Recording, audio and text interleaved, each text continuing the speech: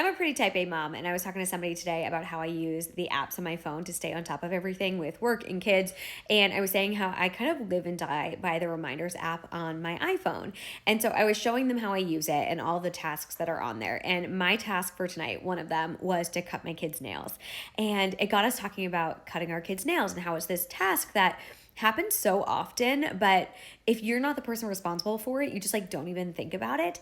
And I brought it up in my stories, and a woman messaged me and she was like, my colleague was joking with me that her husband asked her if their kids' nails ever grew because he felt like they never got longer. And she was like, that is literally because I cut them all the time.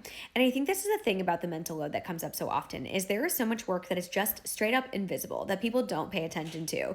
Last week, a friend was talking about the sink, like her kitchen sink, and how often she cleans her sink. And her husband, I guess, was doing something and he left the sink dirty. And she said, hey, you have to clean the sink after. And he said, oh, no, it always just washes away.